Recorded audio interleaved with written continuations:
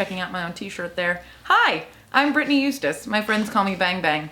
Something crazy happened to me, so I thought I would just do a story time about it. This is the story time about how I almost got murdered about 2 months ago. And I really think I'm gonna kill it. So there I was on Hollywood Boulevard around 10 p.m. at night. It was a Tuesday night.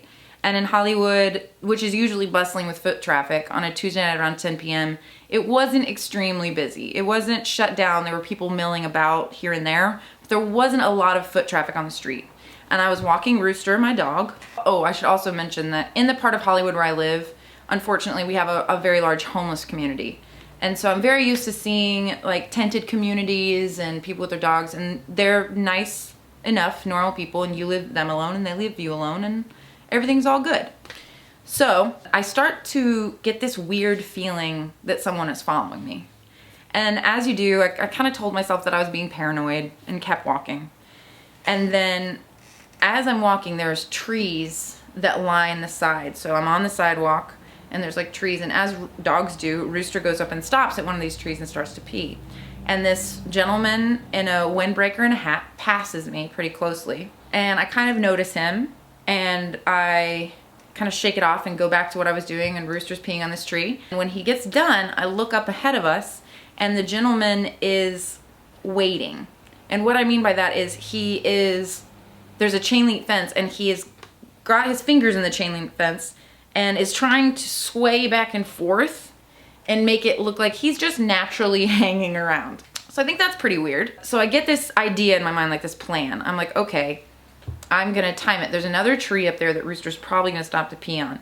If I get up to where he's almost gonna be and he starts walking again to time it with me, then I'll know something is amiss. So we're walking up and we're getting closer to him, and he's hanging on this chain link fence. And as we get up to him, Rooster stops to pee on this tree again. Well, I look up and the guy has started walking again. So he takes a few steps, thinks I'm gonna be there, looks over, sees that I'm not, and flips around to come back at me. So as he starts to walk back at me, so I grab Rooster and I jump into the bus lane on Hollywood Boulevard.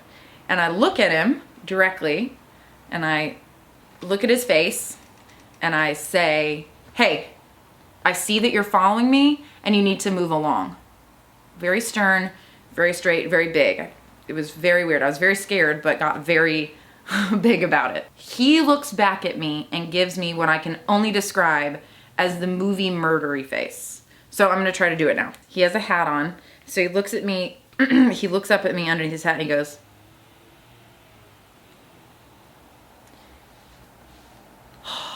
I can't tell you that everything inside my body went into terror mode. I actually thought to myself, I might die on this street. It was the craziest, scariest look anyone has ever given me. It was pure, unadulterated, evil stare. So I realized that I might be in some trouble here. So he's standing right here on the sidewalk. I'm standing right here on Hollywood Boulevard in the bus lane. And I start to try to V back into the sidewalk, putting as much distance between me and him as possible. I've kind of got my eyes still on him, and he's just standing in the same spot. He hasn't moved. So I'm kind of watching him and moving back in, and I get to the sidewalk. I take a couple steps, Rooster's ahead of me, right? So I'm watching him, I turn around and I look back, and he started to walk and follow me again. So I turn around and I can only get these words out before the most terrifying moment of my life happened. I turn around and I say, stop following. And when I get to following, he pulls a knife out of his pocket and starts sprinting at me. So all I see is him pull out the knife, and I just turned around and sprinted. I don't think I've ever run that fast in my life. It was like fight or flight, and I chose flight. So I take off running, and I turn a corner and I realize I only see one light. So it's like dark, and then there's one light in this public parking like lot. I take off running, I'm sprinting, and I just head straight for that light, and I see a guy sitting in a chair right there. So I'm like, just make it to that guy. So Rooster and I are running down Hollywood Boulevard. We turn this corner, we're running into this parking garage. And as I'm running up to him, I'm yelling, there's a man chasing me with a knife. There's a man chasing me with a knife. And when I get up to him, I realize, I wish I knew Spanish so bad. I'm learning now on Duolingo. He didn't understand me. He didn't speak English. So I jump behind him and I just point. And as soon as I jump behind him and point, the guy comes running into the parking lot with the knife still, like still coming after me. So the guy like gets up, and right as he gets up, it must have been the actual parking attendant's buddy, because the actual parking attendant comes around this like parking attendant shack that was right there with a chair and just starts swinging at him. And he like says to his buddy in Spanish something I'm guessing was like, help me, or get out of the chair and help. So they're like swinging chairs at this guy. The guy goes out of the parking lot and there's a fence on the side, and he stands where we can't see him. So they flank me on both sides. They get on both sides of me with the chairs, like being vigilant and watching out. And I'm on the phone with the police. So I call the police. And I start saying to the guy, the police are on their way. If you're trying to scare me, you've done it. Just leave. As soon as I say that, he moves out to where we can see him and is just standing there staring at me, shaking his head. So this is my phone. I'm on the phone with the police here. So I'm on the phone with the cops. Cops show up. Guy leaves. Right? So as I'm telling the police officers what happened, the main parking attendant guy who had come out with the chair swinging says, there he goes. So the police immediately get back in their cars and leave, and they catch him. They catch him as he's going around the corner.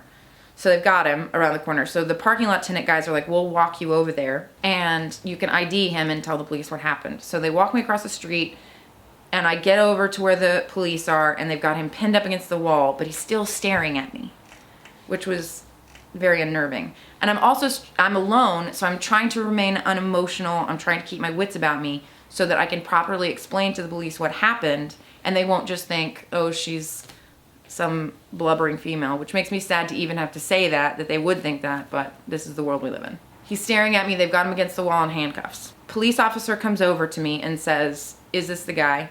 Yes, that's the guy. And he says, well, he's not quite all there, but we have managed to get out of him that he was following you. And I said, great. And they're like, and we've confiscated the weapon.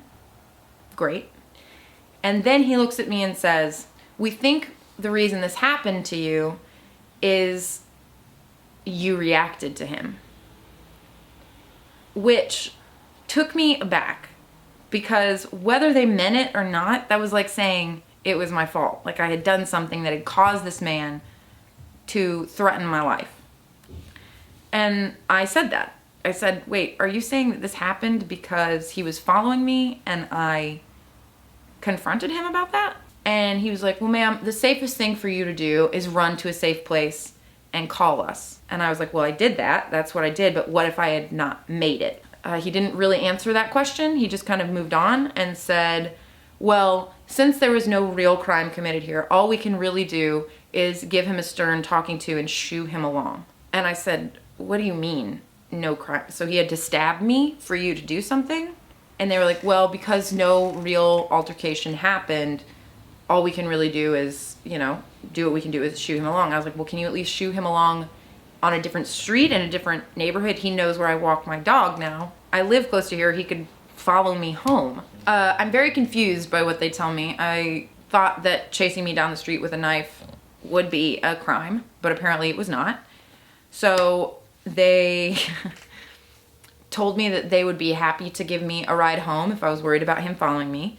So they put Rooster and I in the back of the cop car and let him go and drove me home. I will tell you, the only silver lining of this experience was I felt like the cops kind of owed me one. So when we pulled up to my building, my apartment building, there were some of my neighbors and things outside. So I said to them, because this has been a really rough night for me and you guys were a part of that, would you mind if we do a little bit when we get out of the car, like you have tried to catch me for something and are unable to do so? And they agreed. So they, you can't open your own door when you're in the back of a cop car, so they have to get out and do it for you. So both of them get out, open my door, and I proceed to yell, I told you, coppers, you'll never pin me. And they actually said out loud, they're like, oh, we'll try to get you next time, Eustace. I don't know if we're ever gonna be able to pin you. And my neighbors looked at me with shock. And I walked inside my building. I don't mean to downplay what happened with the end of that story. It was a awful, awful feeling. The next day, I didn't want to call my parents because what are they going to do? They're just going to be terrified. And I didn't really know who to tell. I was very confused. That's when all my emotions came. I got back home and broke down and thought about everything that could have happened to me. And then I didn't realize how much it had actually affected me until the next morning when I went outside to walk Rooster and proceeded to panic about the fact that my back was exposed. And I had to walk him with my back to the wall, like shuffling to the side the next day. I did move on. I do feel better now. I bought myself some military grade pepper spray, and I found out it's very important if you're gonna buy pepper spray to get the black light kind. So even if they manage to get the pepper spray off, if they shine a black light on their face, it's still there. So pro tip about buying pepper spray, and get one that shoots at least 15 feet so they don't have to be close up on you. I didn't get murdered is the great news about this story, but be careful. A million things came back to my mind when I thought about my dad saying, like, you never know what can happen and when it can happen. And I walk around like, oh, I got this. But I would have given anything to have some pepper spray in that moment, or just something. If you're ever in that kind of situation, run. Run to people. Run to the first person you see. Run and to safety and call the police. I guess that's it. That is a story of how I almost got murdered. But I'm still with you. Sorry, Mom and Dad.